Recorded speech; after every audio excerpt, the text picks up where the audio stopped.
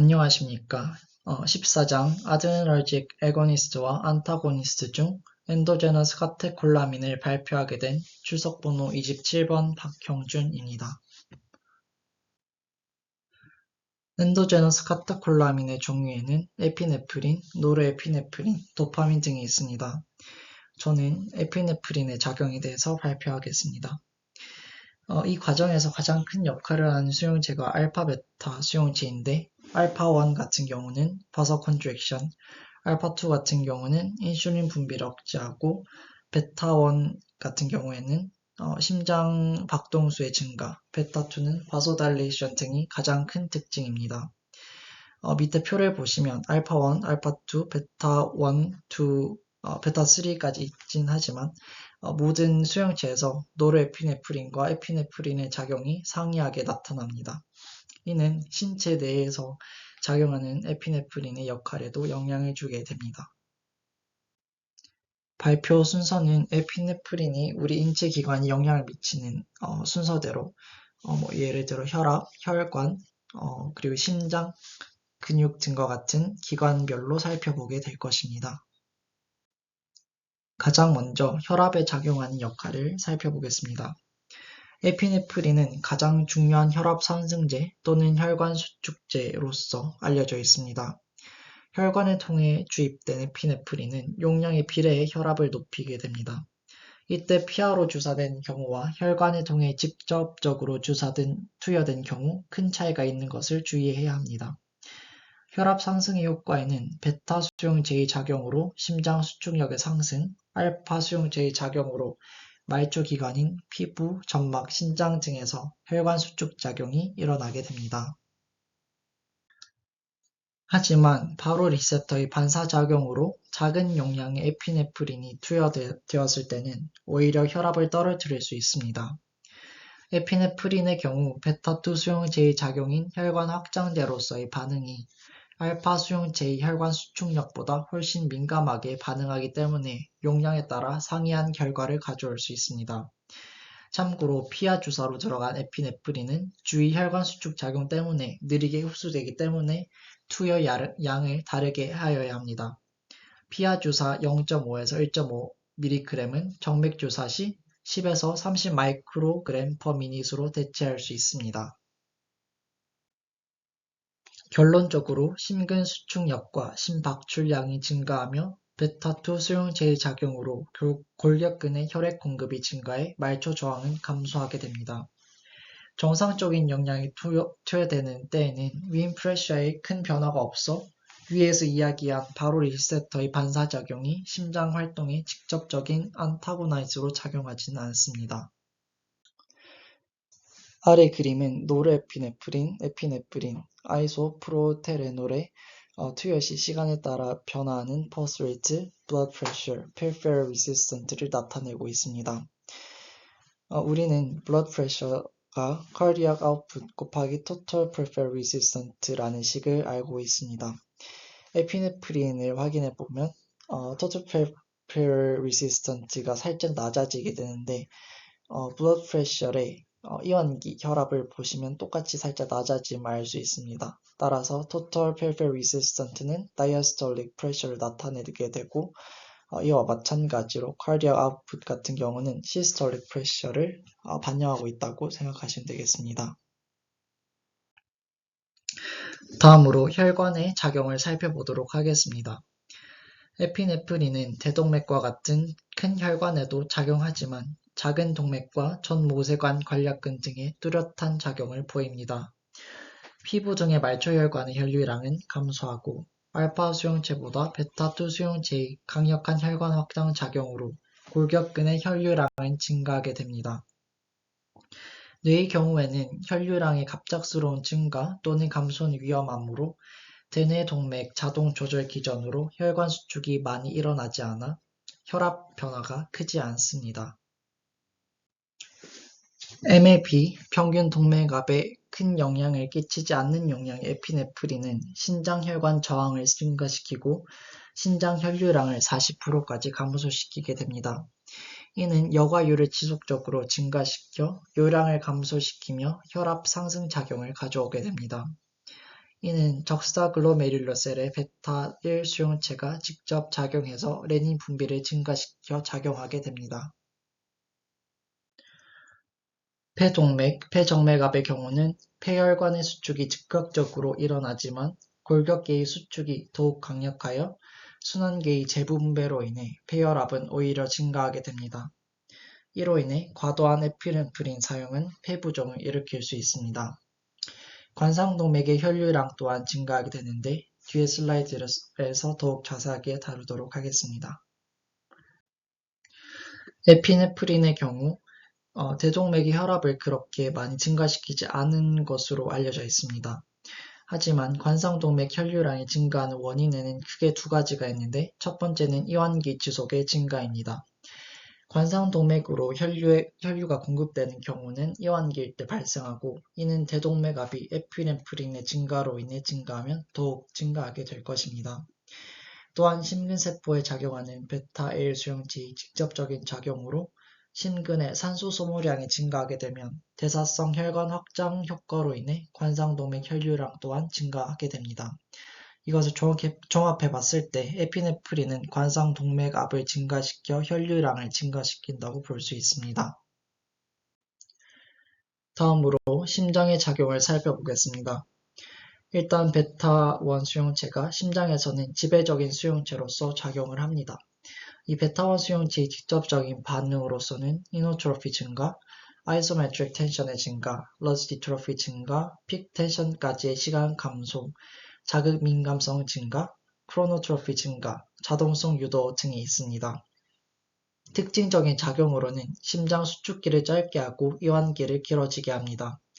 이는 베타 수용체의 직접적인 작용과 이완기 도중 SA 노드의 탈분극을 느리게 함과 동시에 스레스홀드 레벨에 더 빨리 도착하게 하고 페이즈 제로의 분극 최대치 또한 증가시키게 됩니다. 이러한 변화는 심근 이외의 동맥과 정맥의 근육 섬유에는 작용하지 않는다고 합니다.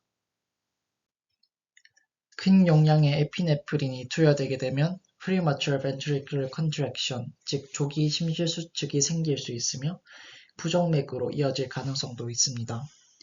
또한 내인성 에피네프린이 분비되는 상황인 마취나 심근 허열 등이 발생하였을 때는 심실기회수축, 빈맥, 섬유성 연축 등이 촉발될 수 있습니다.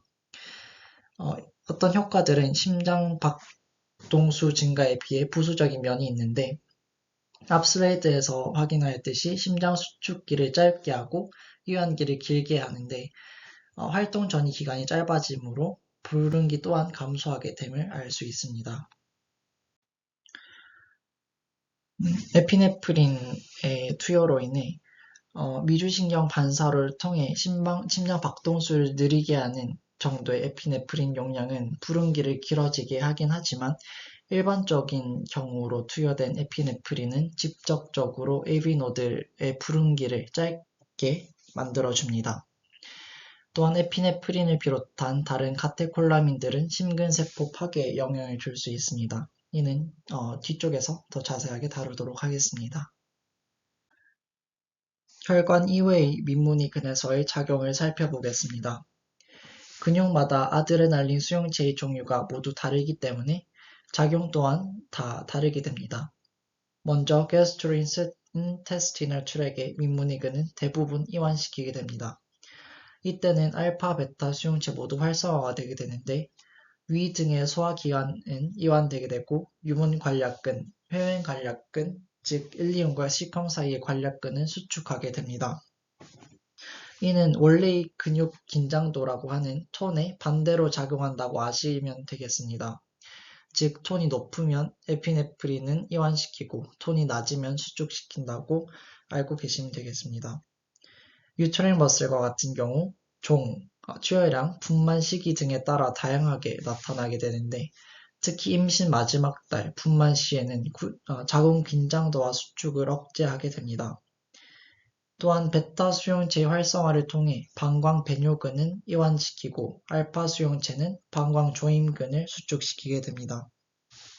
이는 방광을 늘어나게 하여 방광 속에 소변이 정체하는 역할을 하고 이것이 지속되게 되면 배뇨 장애가 발생하게 됩니다. 다음으로는 호흡기의 작용을 알아보도록 하겠습니다. 에피네프린은 강력한 기관지 확정제입니다. 기관지 천식 등의 상황에서 확실하게 작용하게 되는데 마스트셀의 히스타민 분비 억제는 베타2 수용체, 기관지 축소와 점막에 의한 막힘은 알파 수용체가 억제하게 됩니다. 글루코콜티코이드나 루코트리엔 수용체 기량제는 첨식의 항염증 반응에 작용합니다. CNS와 같은 경우 특히 뇌에서는 BBB, Blood-Brain Barrier를 통과하기 위해서는 입자 크기가 작거나 무극성이어야 하는데 에피네프린은 극성 물질이기 때문에 CNS 내부로 침투하기 매우 어렵습니다. 따라서 CNS에 직접적인 영향을 끼치지 못하지만 심혈관계와 골격근계에서 따라오는 흥분, 불만, 두통 등의 2차적인 증상을 가져올 수는 있다고 합니다. 다음, 대사성 효과에는 혈액 내의 글루코스와 락테이트 양을 늘립니다. 베타2 수용체는 인슐린 분비를 촉진하지만 알파2 수용체 역할이 더욱 강하기 때문에 인슐린 분비를 억제하게 됩니다. 또한 이자섬의 알파세포에는 베타 수용체가 작용하여 글루카곤의 분비를 촉진합니다. 인슐린 영향뿐만 아니라 근육 조직에 작용하는 다이렉트 이펙트에 의해서도 글루코스 흡수는 감소하게 됩니다.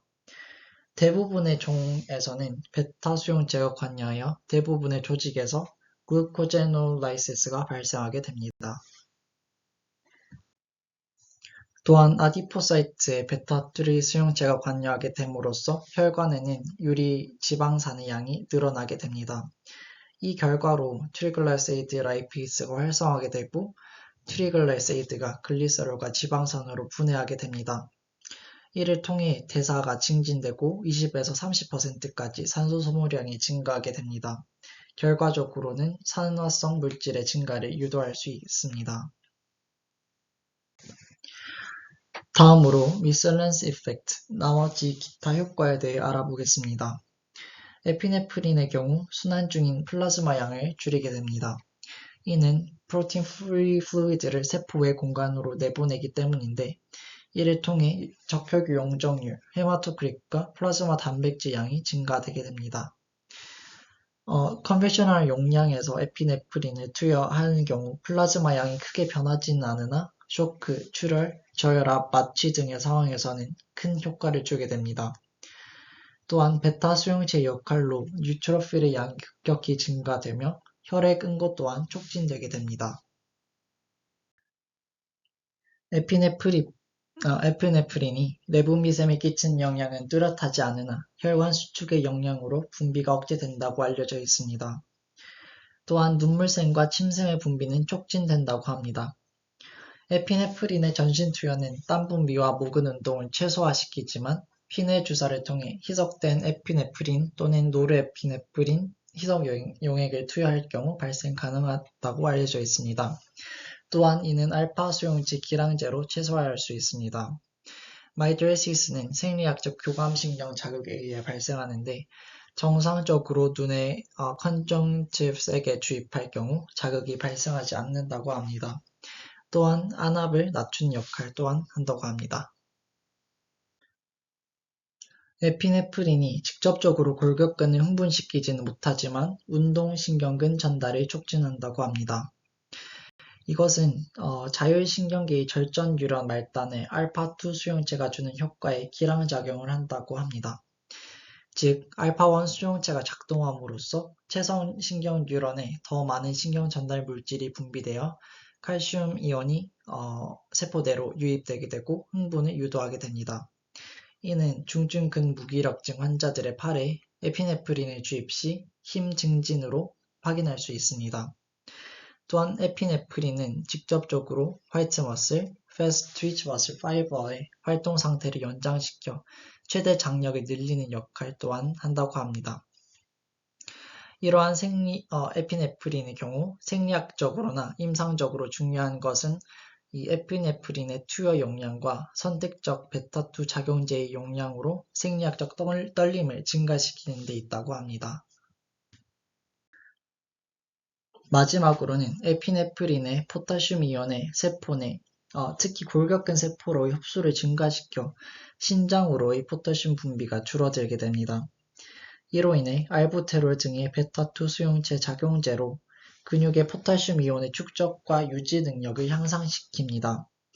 하지만 매우 큰 용량이나 반복적인 에피네프린 주입 등은 동맥벽과 심근세포를 파괴시키고 이는 결과적으로 심근경색과 구분 불가한 심장괴사로 유도될 수 있습니다.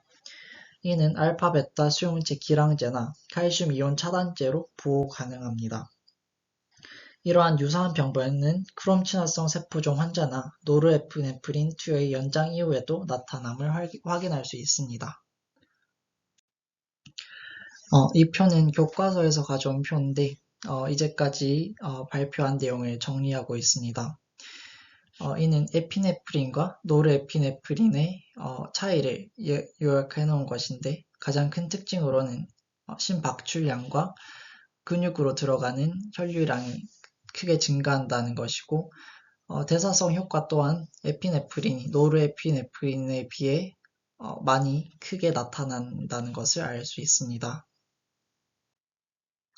자료 출처는 이곳에서 조사를 하였고 이상 발표를 마치겠습니다. 감사합니다.